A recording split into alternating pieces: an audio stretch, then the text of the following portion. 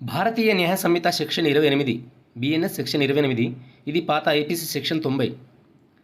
భయంతోనో తప్పుడు భావనతోనో అంగీకారమును తెలుపుట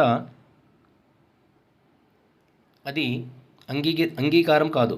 కొన్ని సందర్భాల్లో అంటే ఈ సెక్షన్ యొక్క సారాంశం ఏమిటంటే, ఒక వ్యక్తి భయంతోనూ అంటే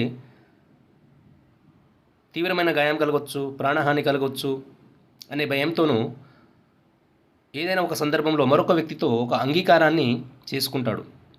అలాంటి సమయంలో తప్పుడు భావనతో అంటే ఒక వ్యక్తి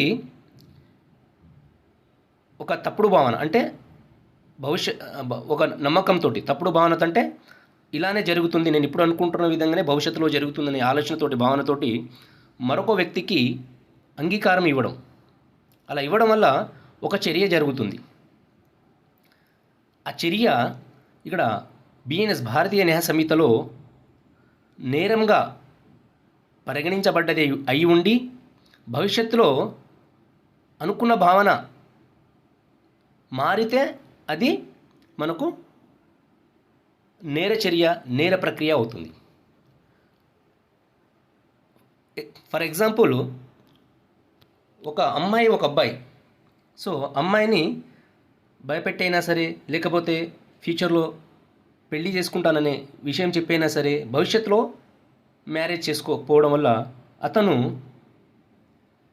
చేసుకోకపోతే అతను భవిష్యత్తులో చేసిన చర్యకు గాను అతను నేరస్తుడు అవుతాడు. అదేవిధంగా మానసిక స్థితి లేని కారణం వలన కానీ, లేక మత్తులో ఉన్న కారణం వలన కానీ ఇచ్చు హామీ కూడా అది అంగీకారంగా పరిగణించబడదు. 12 సంవత్సరాల లోపు వ్యక్తులు, పిల్లలు సమ్మతిని తెలిపినా కానీ అది కూడా అంగీకారంగా పరిగణించబడదు. సో ఇది ఈ సెక్షన్ యొక్క సారాంశము.